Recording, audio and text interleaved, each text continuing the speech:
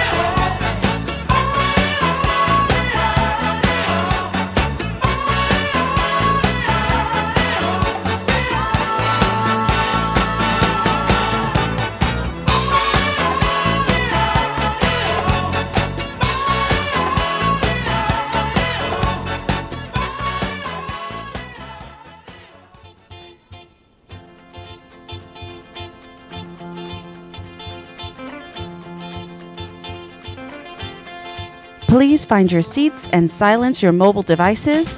The session will begin in a few minutes. Someone who needs me, someone I've needed so long. For once unafraid, I can go where life leads me. Somehow I know I'll be strong.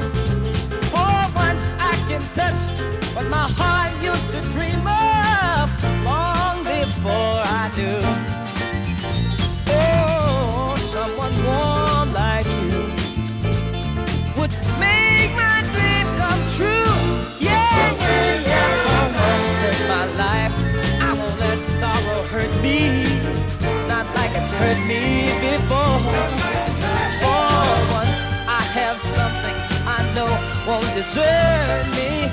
I'm not alone anymore. For once I can say, this is mine, you can't take it.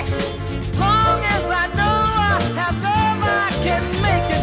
For once in my life, I have someone who needs me. Hey, hey, hey, yeah. Oh, they love me.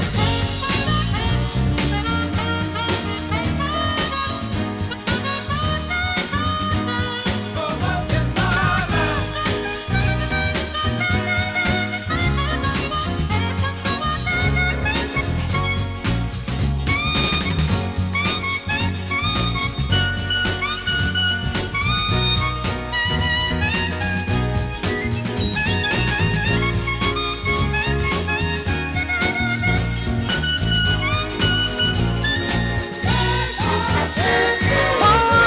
my life.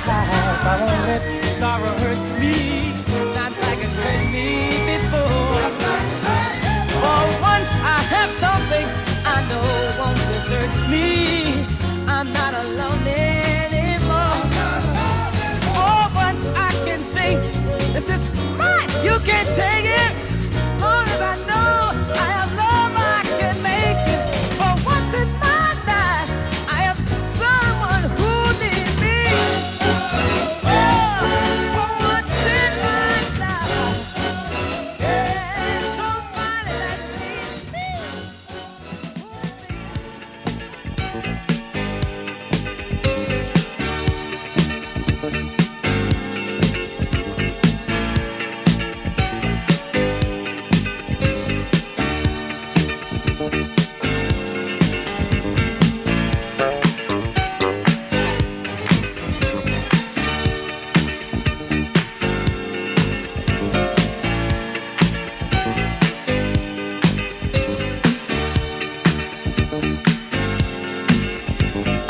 We are family. I got all my sisters with me. We are family. Get up, everybody, and sing.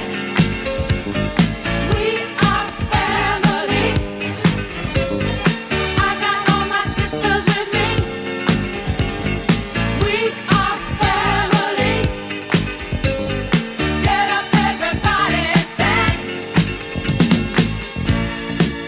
Everyone can see we're together as we walk on by, and we fly just like birds of a feather.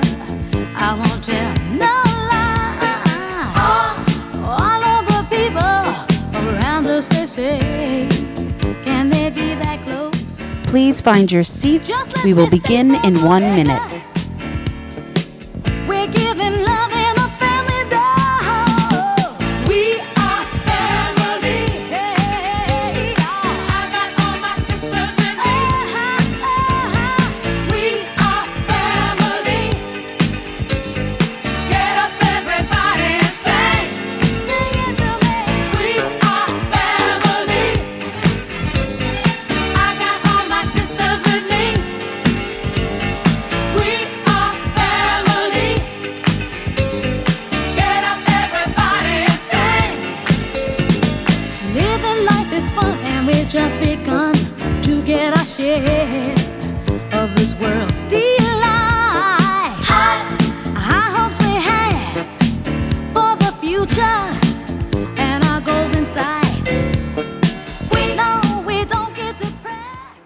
please welcome Dr. Tasha Franklin Johnson and Heidi Ham.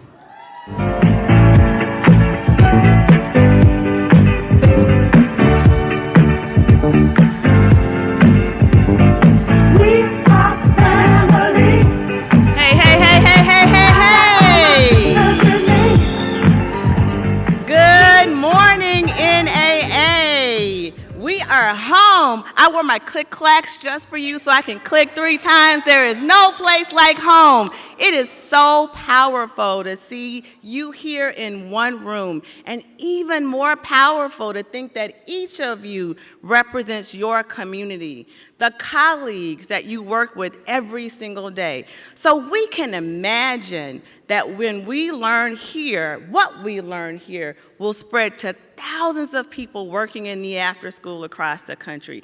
There's incredible power and potential in working together in community. The civil rights leader, Coretta Scott King, said, "The greatness of a community is most accurately measured by the compassionate action of its members." That means each of you, even you, yes, you. She went on to say, to serve, as she is quoting her husband, all you need is, I quote, a heart of grace and a soul generated by love. Today, this day, we focus on the greatness of our community. As we experience convention together, let's remember, I want you to hold on to this, that when we know better, we do better, and we support and serve better. Let's all repeat that together. Listen up. When we know better, say it. We do better, and we support and serve better. All right, all right, all right. Although this pandemic has placed a huge stress on our workforce, and in after school in particular, we cannot forget the importance of quality. I'm going to underscore quality and ensuring that our young people have what they need to be healthy and whole in their 21st century world and not ours. And Heidi, you know our young people in after-school programs across the country deserve nothing less. You know that's right, Tasha, that's right. Being here in the embrace of our community confirms how important our work and connecting in community can be. I'm reminded of the words from the late, great author, may she rest in peace, Bell Hooks, who wrote, "One of the most vital ways we sustain ourselves is by building communities of resistance, places where we know we are not alone." I do this work because I'm on a mission to bring the passionate people of the world together to build a positive future for our kids. I've always loved convention as a chance to connect with others, and now, after 2 years of deep learning, I have a new appreciation for what being together in community means. Thank you, that's right. To quote Bell Hooks again, white dominant culture has tried to keep us all afraid, to make us choose safety instead of risk, sameness instead of diversity, moving through that fear, finding out what connects us, reveling in our differences. This is the process that brings us closer together, that gives us a world of shared values and of meaningful community. Today, you'll hear from 3 speakers with stories about courage and community. First, Shauna Rosenzweig will share lessons from an important time in her life and what it can teach us about being intentional in our actions and in our words. Then, Alicia Marcos Barong will reflect on how our early communities, all of our families, can be challenging and how after school can help create new communities for our young people. Finally, Dormetria Robinson Thompson, I heard she's a DRT, the DRT, shares what happens when we overcome fear and reach for our full potential with the support of our community, of course. And to help us frame these stories, help you think about yours, and to consider how we're all connected, we've invited my friend, Brad Laudeman from our state affiliate in Missouri.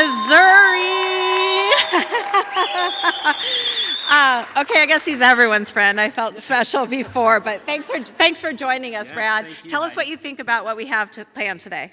So I think hearing these stories helps us create a community that we wouldn't be able to have if we just look from the outside. So it connects us in hearing where people are and what they're doing. All right. Well, Yeah. you know what you're doing. You take it away. All right. Thank you, Heidi.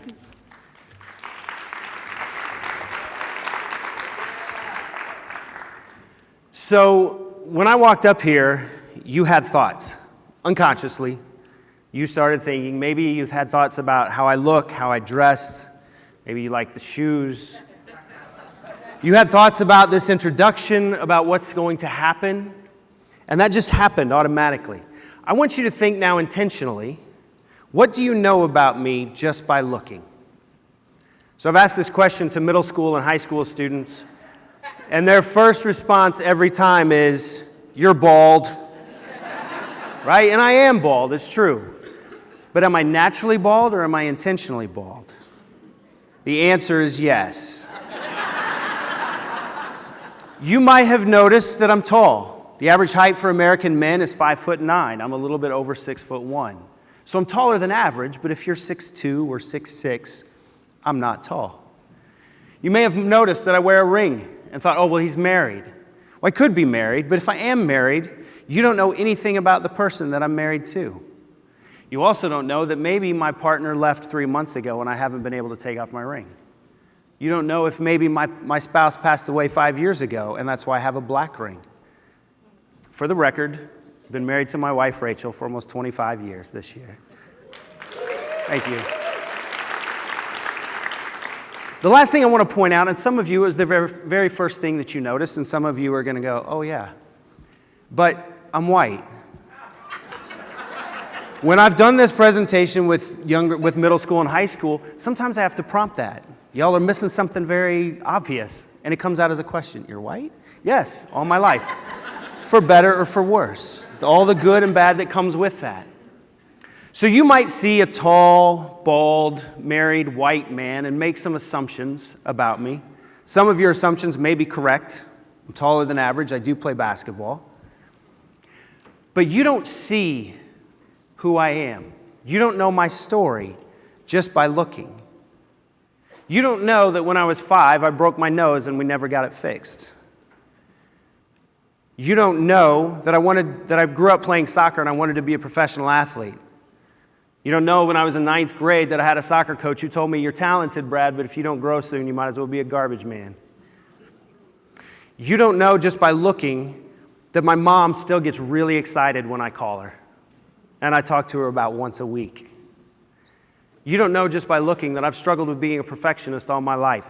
Not a perfectionist in that everything has to be lined up and straight, but a perfectionist in the mindset that if I'm not going to be really good at this, I'm not even going to try. And I've missed opportunities. You don't know just by looking that anxiety and depression run on both sides of my family, and that's something that I've struggled with at various times in my life. You don't know just by looking that I was born and raised in the Midwest, but I lived on the coast of North Carolina for about 9 years before moving back to Missouri, and I cannot wait to live by the water again. Yes. You don't know just by looking that I've been in youth development and working with kids for over 20 years, and I still love it because of the opportunities that we have to plant seeds of growth in young people. You don't know just by looking that in the summer of 2013, there was a young man, he was 18 years old, he was shot and killed in my neighborhood about a block from my house. You don't know that 4 years before that, that young man had been in my after-school program when he was in 8th grade. One day he got in a fight in my program. And his mom came to pick him up. And she said, Mr. Brad, I'm going to bury my son if this keeps up. And I said, no, ma'am. I said, no, ma'am, we're going to keep working. We're going to get there. But she buried her son. You don't know just by looking the impact that had on me. You don't know just by looking at me that I would eat brown sugar cinnamon Pop-Tarts for every meal if I wasn't convinced that it would take years off of my life. There's so much more to me that you don't know just by looking. You don't know my story. You don't know the beautifulness of my story. You don't know the awfulness in my story. And it's the same with you. This room is full of stories. Each one of us has a story with your own unique highs and unique lows. And today, our stories are connected. Because I'm up here talking, and you're sitting there listening. You may go home to your people and tell them about this time that I have and say, I heard the greatest 8-minute talk I have ever heard in my life. Or you might go home and tell your people, this guy had 8 minutes to talk and it was about 7 minutes too long. Honestly, it'll probably be somewhere in between. But either way, our stories are connected today. Author Donald Miller, in his book Blue Like Jazz, wrote that we all think that we're the star of our own movie because we're in every scene, right? But he also wrote this. He said, the most difficult lie that I've contended with is this: life is a story about me. But it's so easy to get caught in that, right? That the story is about me. Because honestly, when we all leave this room, who's still in my movie?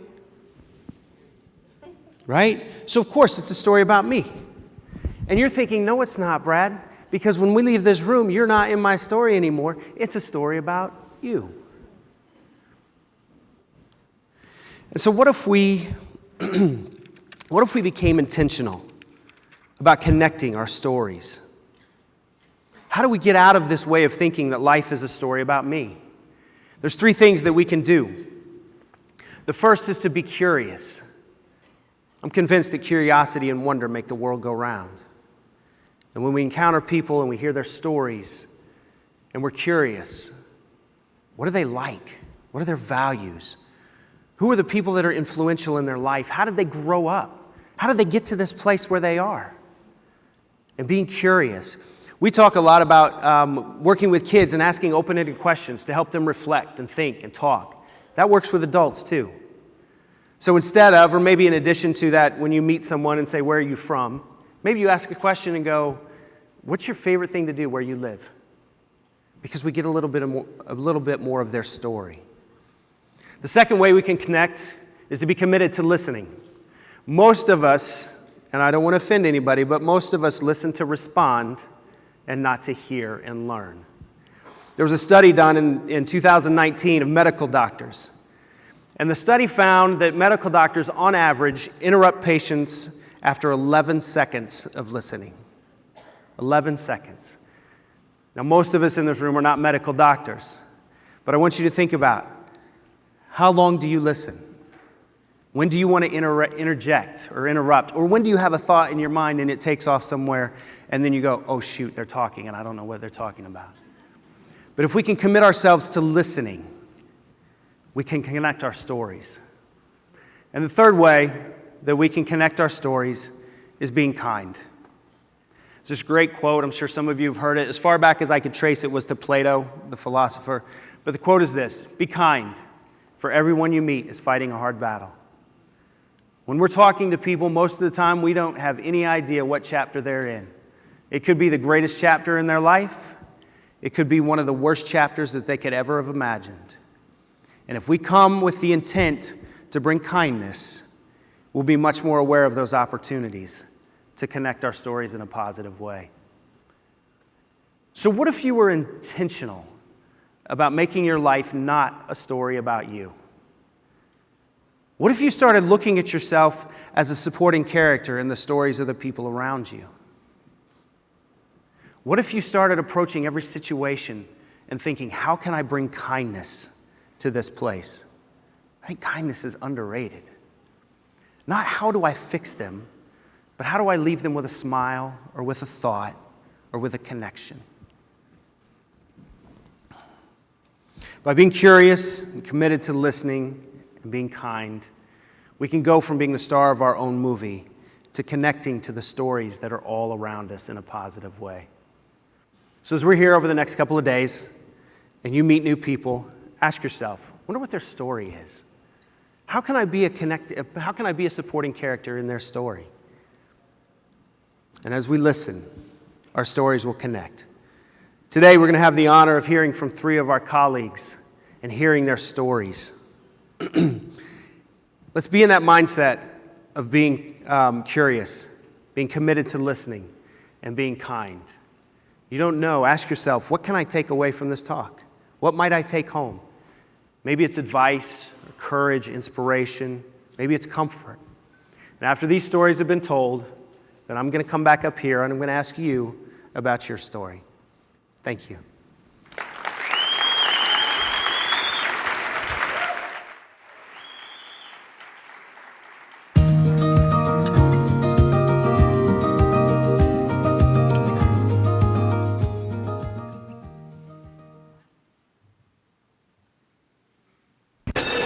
This is the true story True story. of 7 strangers Pick to live in a house. and have their lives taped. Lucy, I'm home. To find out what happens when people stop being polite. And start getting real. The real world. San Francisco.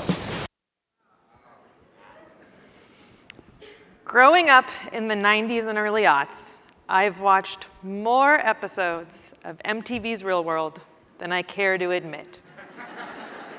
It was the true story of 7 strangers picked to live in a house, work together, and have their lives taped.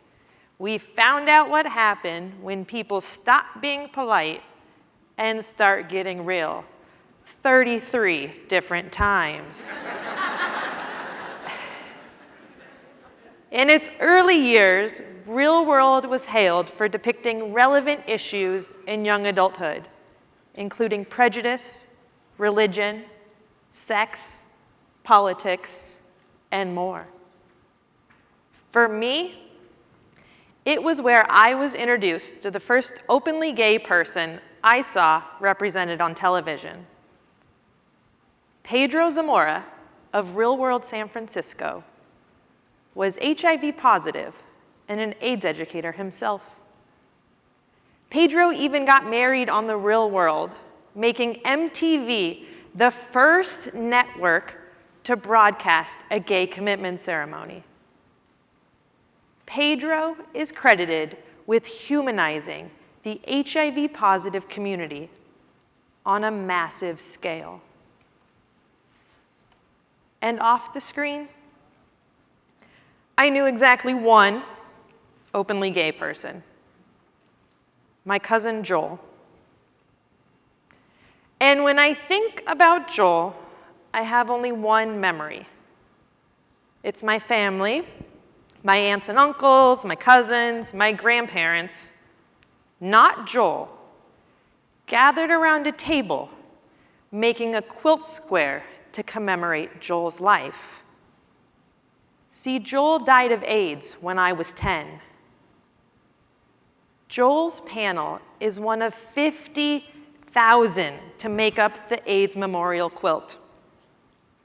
Above Joel's panel on the quilt sits Pedro Zamora's. Joel and Pedro were my first exposure to what being openly gay looked like. Sometimes I imagine a different reality. One where Joel's phone number is saved in my favorites, where I get to hear his coming out story, where he attends my wedding, where he's so excited that I've named my daughter after our great-grandmother, whom we both adored. Instead, my one memory of the one openly gay person I knew in my real world was not his sense of humor, his love of travel, Disney movies, or music. It was one where he was already gone.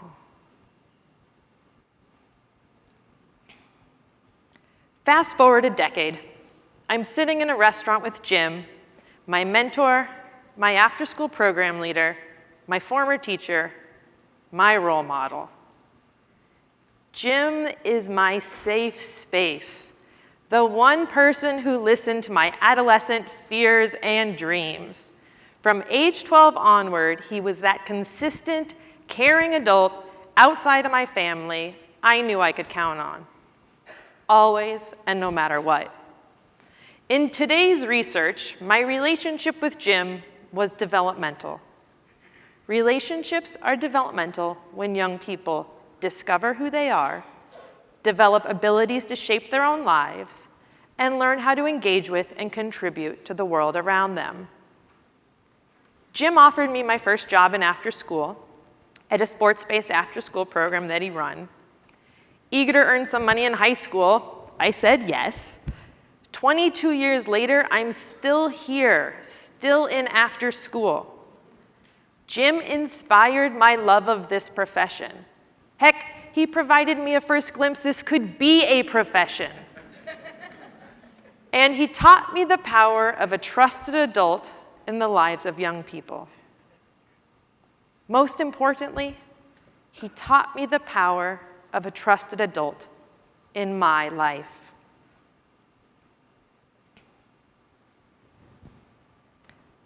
Let's set the stage. Let's go back to 2008.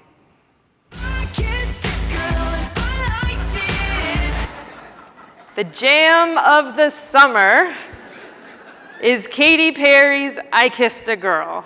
The song is everywhere. If you listen to Kiss FM, you got a daily reminder of the girl-on-girl makeout session that was framed as just an experimental game. Outwardly, my friends and I thought it was a fun song. And secretly, the song struck a different chord with me. By the time it hit the top of the charts, I too had kissed a girl, and I liked it. I was struggling to embrace my own sexuality. Back in the restaurant, Jim and I are catching up. He's my trusted adult. I try to muster up the courage to share with him like I have so many times in the past. I can tell him anything, right? And before I can come out to Jim, or rather invite him in, I lose my courage. I lose my courage before I can get the words to form a sentence to let that sentence pass through my lips in any sort of intentional way. So I default to asking him a series of would you rather questions. Oh wait, what'd you say? You'd rather what? Over your kid being gay?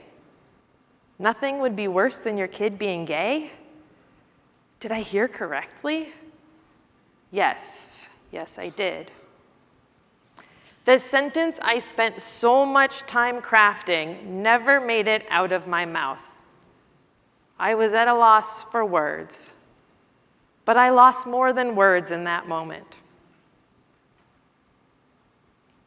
What keeps me in after school, why I work at Campfire, why I'm a proud member of NAA's board of directors, is the opportunity to create communities where young people feel fully seen, where they feel a sense of connection to their peers and to adults. That's the magic of after school. But the magic of after school and the community it creates doesn't just appear. It's intentionally and deliberately crafted through the actions and words of the professionals in this space. I'm talking about your actions and words. My colleague and friend Ben describes this as the balloon metaphor. Imagine you have a balloon. Each time you say something encouraging to a young person, each time you acknowledge their potential, you are putting a little more air in their balloon, one breath at a time. By the time Jim and I were seated in that booth, my balloon had been slowly filling one action, one word at a time over many years. And in one moment, in one sentence, my balloon popped. My trust, my confidence, my courage deflated. I knew in that moment a part of me was no longer welcome with him. How many breaths does it take to fill a balloon? And how many pins does it take to pop it? Let's find out.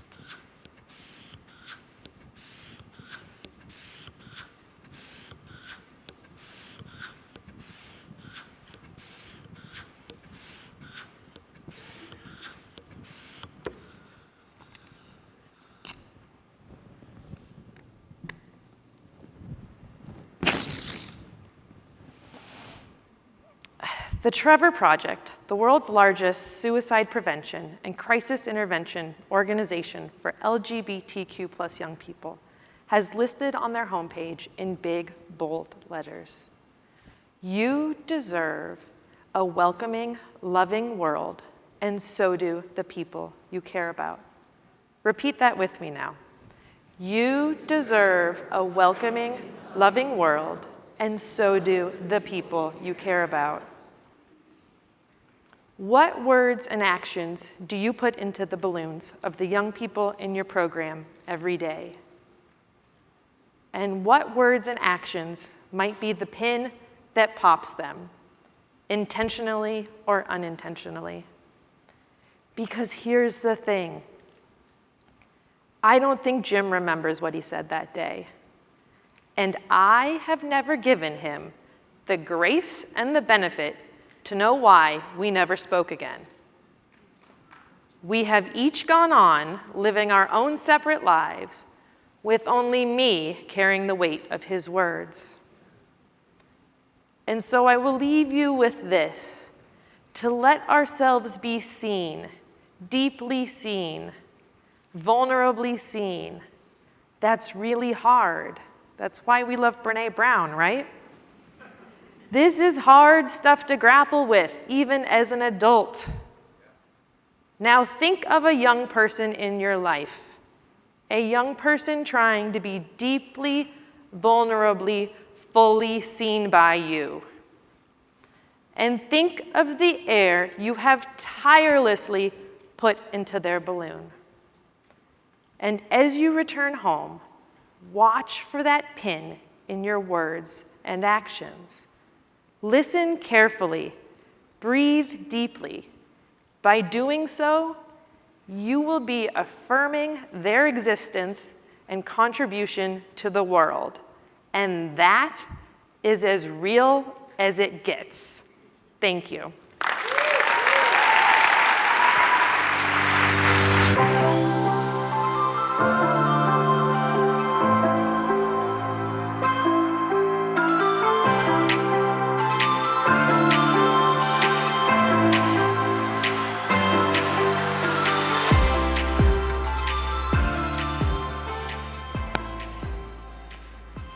Thank you to both of you. Those are beautiful stories.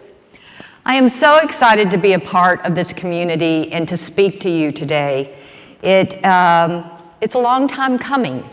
And today I want to talk to you a little bit about uniqueness. And that success begins at childhood.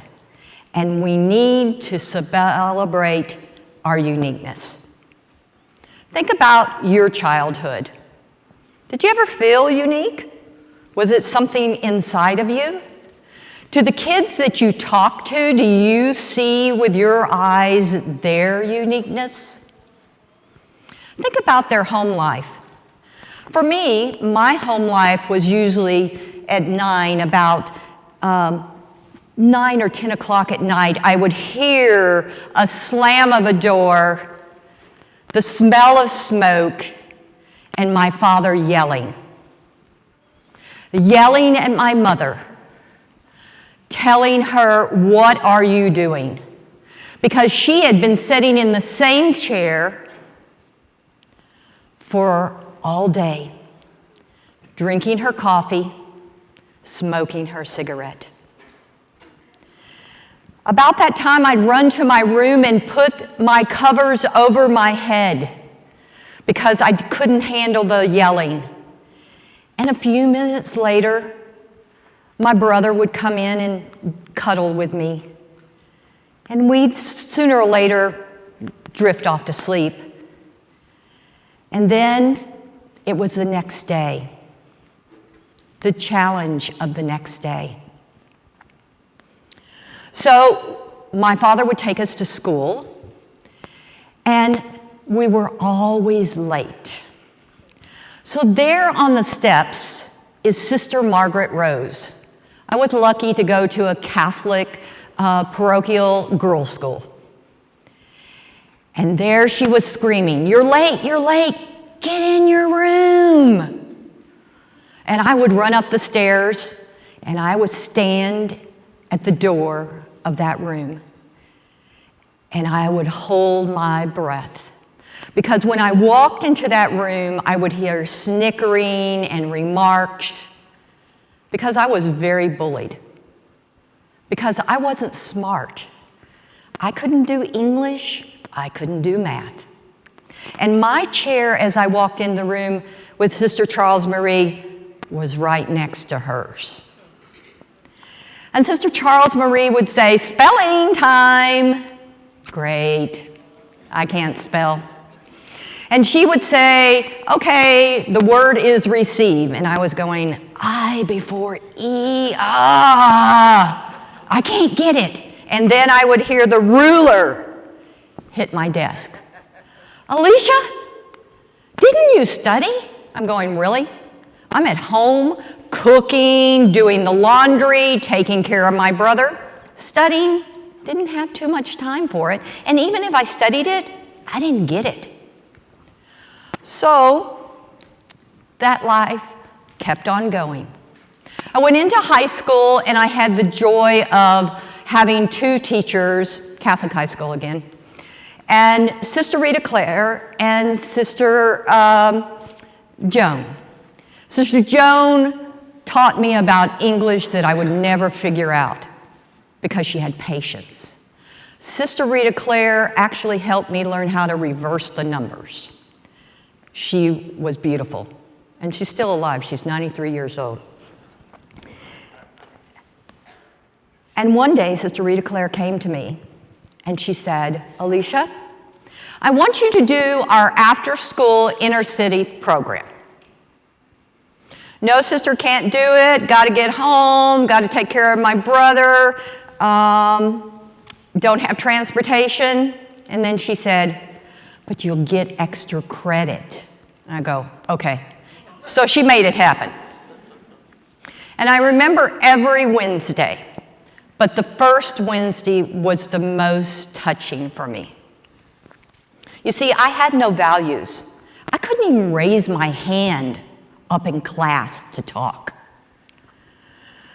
So we get in the car and we drive to the inner city, and we go under the railroad track, and I see these 4 houses. And I really can't call them houses because they were shacks.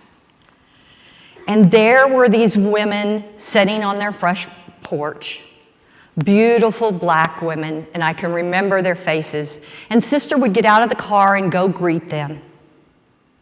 And I would smell the urine because they had no restrooms. And as I was looking at them, I saw this little girl. She was about 3 or 4. And she looked at me, and I looked at her. And within seconds, I opened my arms, and she came to me. And she looked at me in the eyes. And she said, "You have beautiful hair. You're pretty." And that was the first time in my life I felt like I had value. Her name was Emily. Emily changed my life. I continued to work with youth in various ways. I worked for the Catholic Church as a youth minister for many years. I went to school, and when I went to school, I found out that, oh, I'm not stupid, I'm dyslexic. And so here I was with a reverse brain trying to put everything together. But I managed to get a bachelor's degree, get a college degree in counseling. then became a pediatric life coach and a hypnotherapist, started my own practice, worked with women and children. And one day in my office, I was sitting there, and I had a young girl at 10, and I had a woman of 35 in my office. And at the end of the day, after I'd done work with them, I realized those two women were still dealing with the same issue, whether she was 10 or 35, and it was time to make a difference. This is a time of development for those girls, 8 to 14. And so I wrote my program, Chatter Girls, and I decided there's another way for these young girls to look at the world. And I want you to look that way also.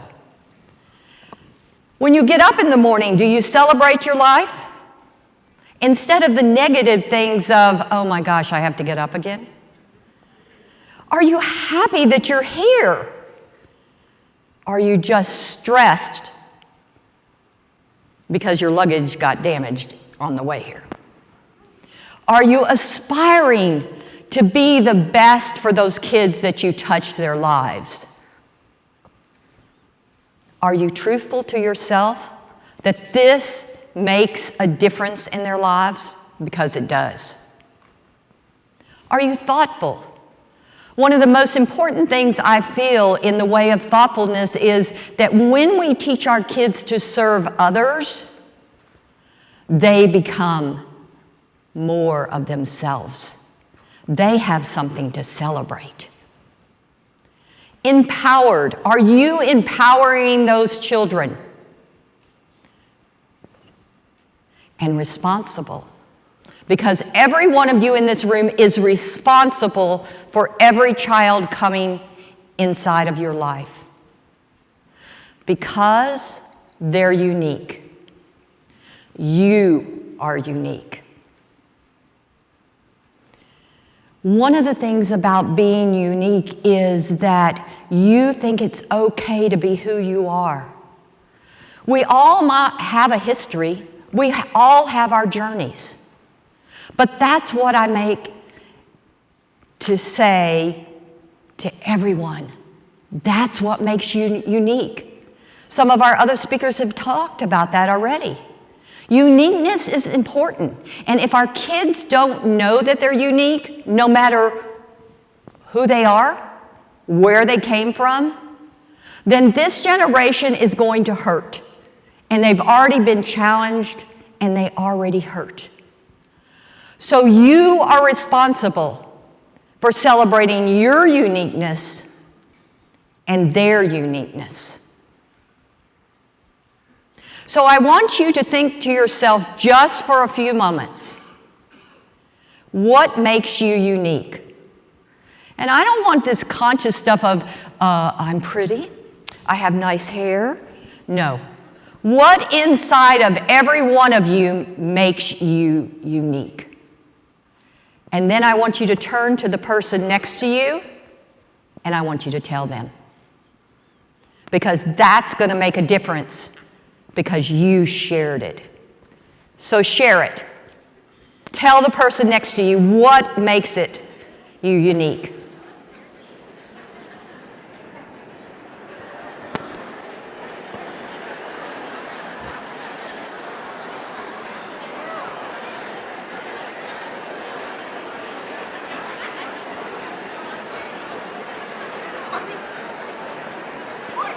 Okay, boy, y'all are really unique.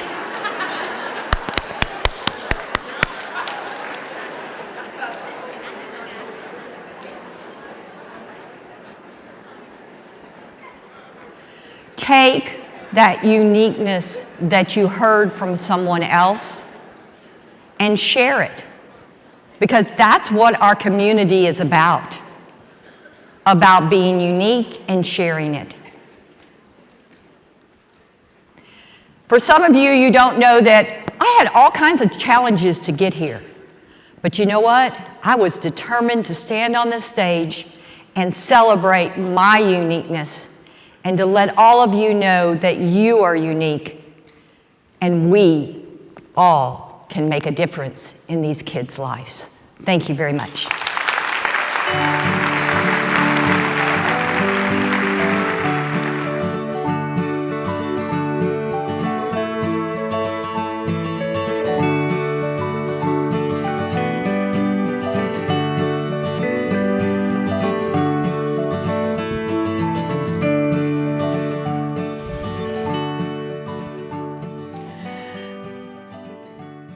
The year is 2008.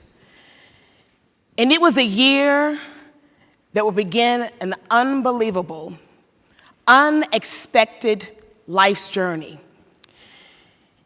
It was the beginning of a journey that was filled with moments of joy, jubilation, as well as moments of concern and a little bit of confusion.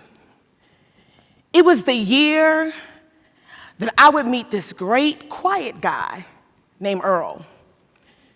And eventually, I would move from my home, my beloved DMV, and move to the home of funk in Dayton, Ohio.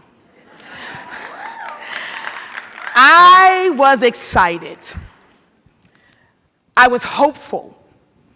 We were hopeful. You see, I had a plan.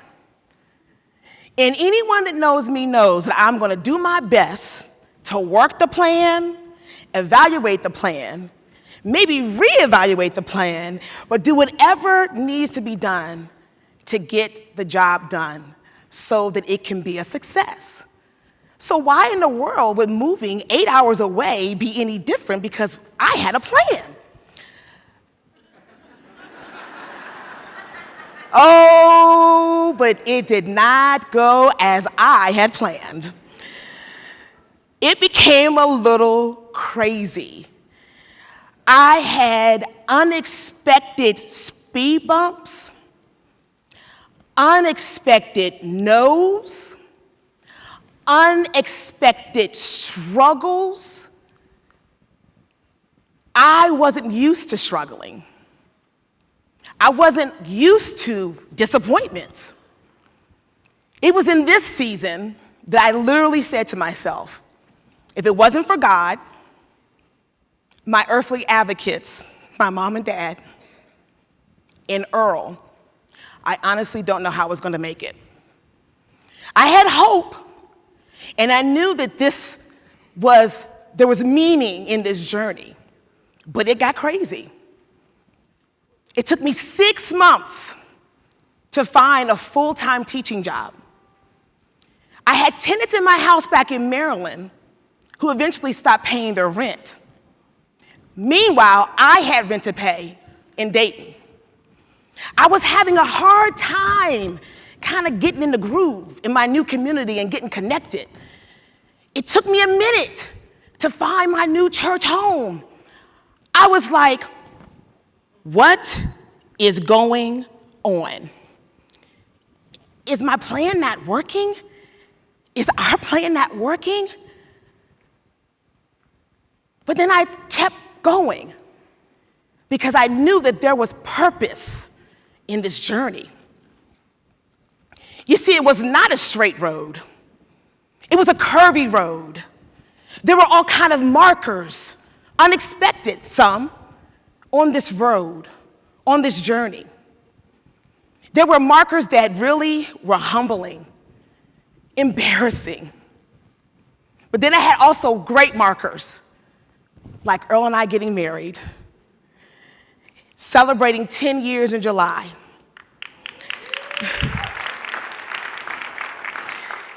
And he has been a major source of strength in my sounding board as he called it, our journey. And I eventually did, like I said, get a full-time teaching job. So here I am, 15 years at this point into the game of being a classroom teacher. But I begin to feel this little nudge at about year 5 of teaching in Dayton, that there was something else that I needed to do I love teaching, but I was ready for a change. I was hoping for a change. I was about to take another risk, I thought. I was about to do something else, kind of afraid, with hope, but knowing it was the right move, but I didn't know exactly what it was. Until I heard my now co-pastor, Reverend Vanessa Oliver Ward, talk to our congregation about this vision, about building this 2-gen model center called the Hope Center for Families.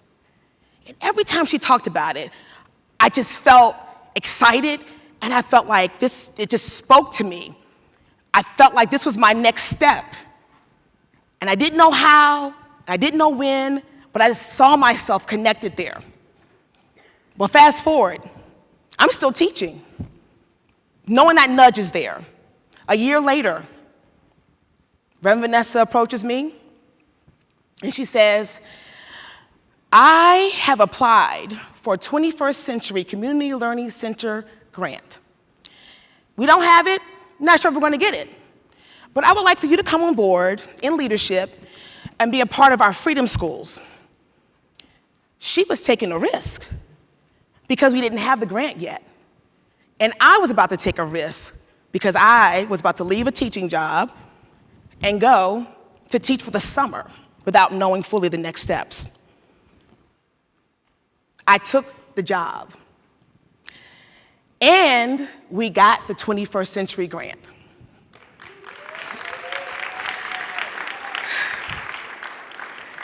And I was given this amazing blank slate. Here I am, a classroom teacher, never supervising anybody, never having HR experience, never running a grant, given the opportunity to start a brand new after-school program from the ground up. It wouldn't have happened if I had not taken some steps, if I had not done some things afraid. This moment would not have happened, at least not with me. But I did, and Scholars of Hope after-school program was birthed. And hope, hope stands for healthy, optimistic, prepared, and educated. And that's our goal. The Omega CDC is a beacon of hope in Northwest Dayton. And Scholars of Hope is a part of trying to make a difference in the lives of those in our community. You see, again, I had a plan. And we worked that plan, and I worked it so much and had so many sleepless nights and was doing, as Reverend Vanessa would say, doing too much, that I got sick. So sick in my plan, in our plan, that for the first 2 weeks of the inaugural year of the after-school program, I was at home in my bed sick. Here we go again, chaos and hope, intermingling, connecting, but keep going. The program went on without me, because whatever we do, it's bigger than us. It's never about us.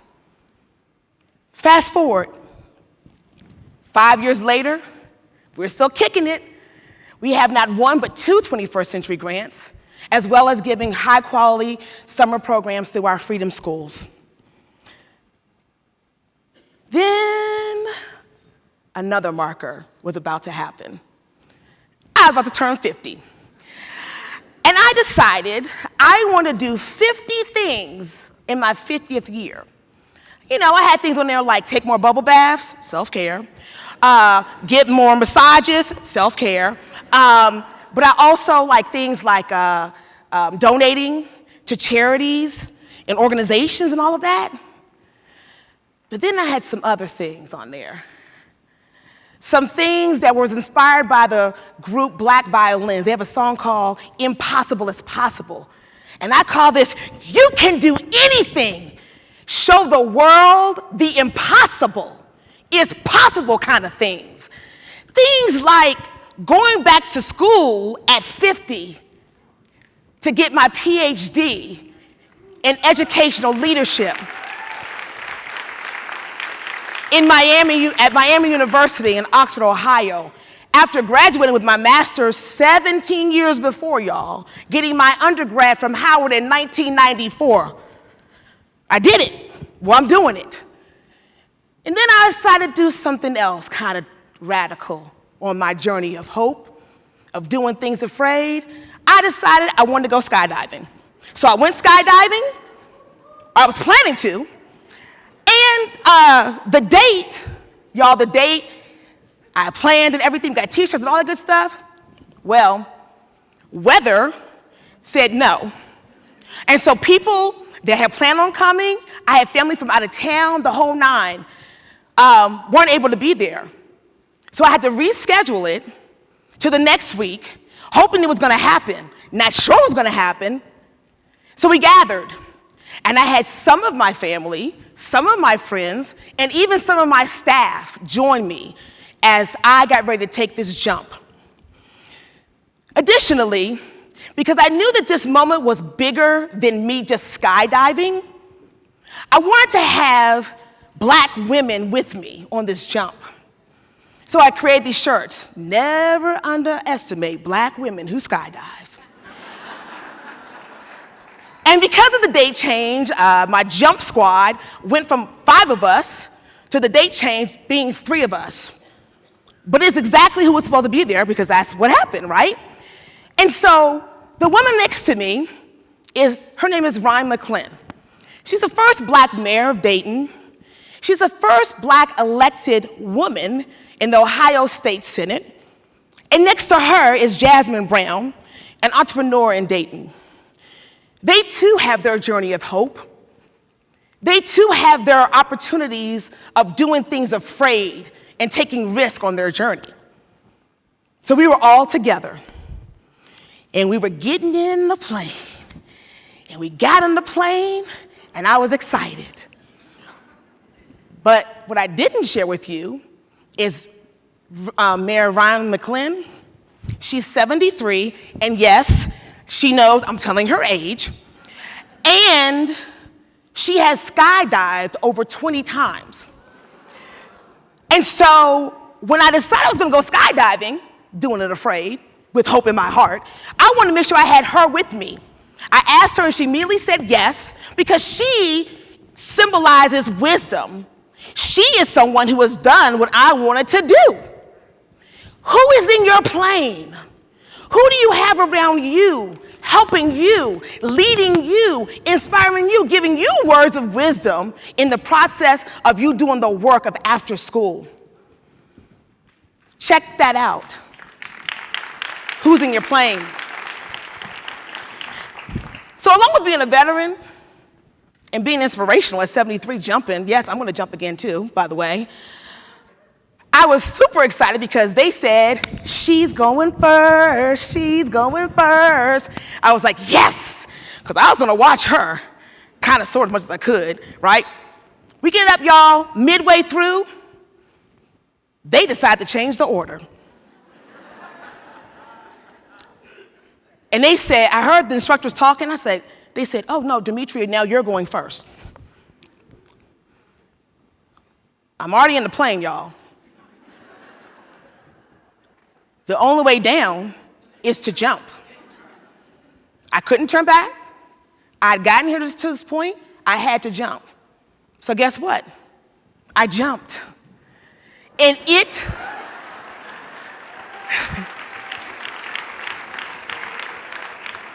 was the most freeing, peaceful, spiritual thing I've ever done. Every speed bump, every no, every obstacle, everything I had done afraid, even when I didn't know what I was doing, I thought, everything below me was minute and small as I was soaring high knowing that I was headed someplace bigger than me. NAA family, you too are called to soar. You too are called to do what looks to be impossible. When you get that little nudge, that little feeling in your heart to do it, do it. Do it afraid, knowing that you have every single thing you need to get the job done. Boldly go into those funders and ask for more money as you are trying to serve scholars in the midst of a pandemic. Go to your school board and show off the amazing work you're doing in your after-school program. Go back to school, finish that degree. Go back and sit at that table and take that state exam and get your license. Whatever it is, you have everything you need. Don't allow fear, doubt, anxiety to overshadow your greatness. You were born to do great things. Go out, do it. Show your scholars, your families, your communities, and yes, even the world, that the impossible is possible. I dare you. I double dog dare you. Go out and do it afraid. Thank you.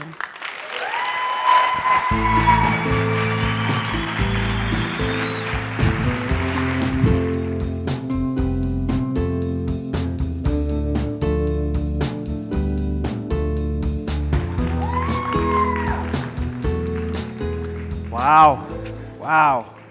Such amazing stories. And all of them highlighting what we get to do in after school. When we can take these stories and we weave them together, that's where we create that community of after school. Thank you again, all of you, for sharing. Thank you so much. So we're going to do something very quickly here, I hope. We're going to take a moment for you to share a little bit of your story, keeping in mind what Gina talked about yesterday about your why. I do this because. So in just a second, I'm going to ask you to stand up and find someone close to you, but maybe somebody that you don't know very well. And you're going to share with that person. You're going to start with, I do this because. And then you're going to talk about something that's impacted you in after school. Okay, so I do this because, and then it could be a kid, it could be a parent, it could be a convention, maybe. It could be a colleague. So whatever it is, something that's impacted you about after school in your work. All right? So if you would, stand up and find a partner, somebody right next to you. Quickly. Introduce yourself. Okay. When you have found your partner, when you have found your partner, I need one of you to raise your hand, please. So when you have your partner, just one person in that pair, raise your hand. Okay? Everybody has a partner? So you're going to have 1 minute. Start with, I do this because, and then you have a minute to talk about something that impacted you in your work and after school. Okay, so one person in each pair, raise your hand. Okay, all right. So the person that did not raise your hand, you go first. All right, go.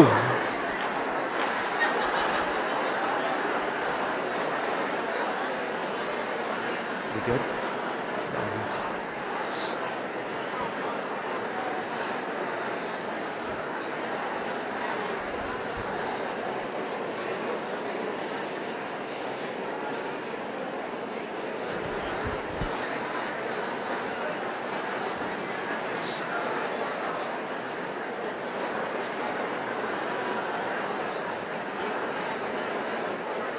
You have about 30 seconds.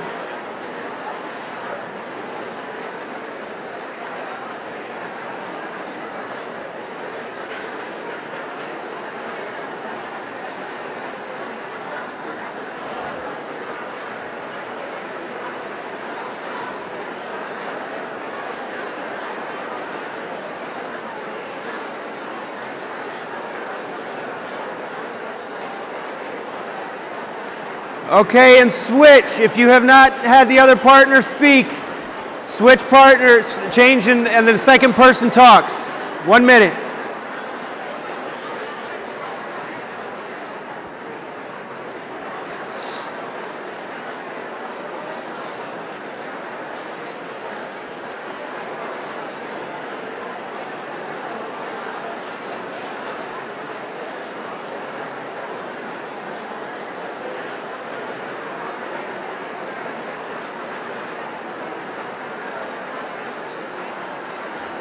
A little less than 30 seconds now. You got about 20 seconds.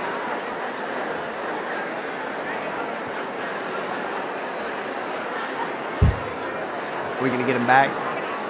Yeah, we'll get him. We'll get him. All right.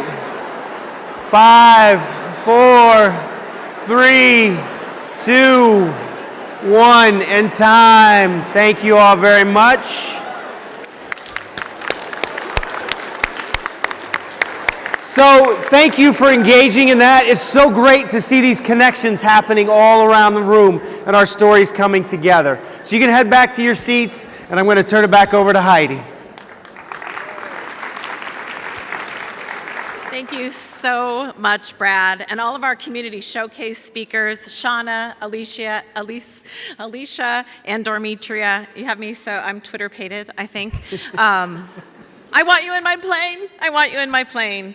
I do this work for all of you. I have deep respect and appreciation for you and all the others in after-school profession who do this important work, often in silos without the recognition you deserve. But going forward, please know you are not alone. That's right. Whether you realized it before or not, we are all connected in community through our whys, our stories, and the work that we do. At tomorrow's general session, we'll talk more about our shared why. We're going to unveil our plans for creating a thriving workforce and issue a call to action in support of the profession, and we hope that you'll join us. Social media winners? Anyone? Contest? Hanging around for the contest? So thank you to everybody who participated in the social media contests and shared how you showed up for after school, its professionals, and your states yesterday. So we have 3 winners today. First and second prizes are coupons for free registration to NAA22 in Orlando. Woo! And the winners are Deborah Joy Irabor from Texas. She has friends. Nakia Kemp from New York.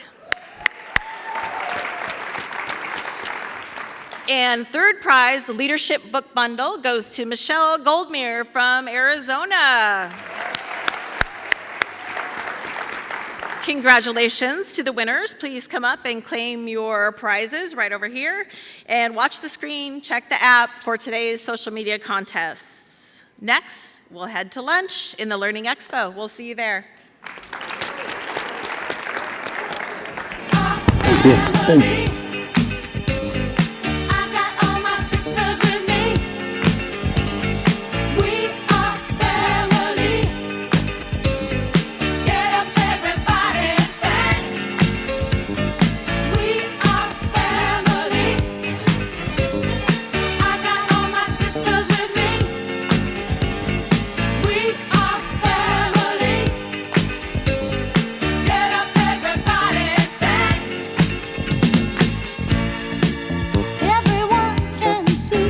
Together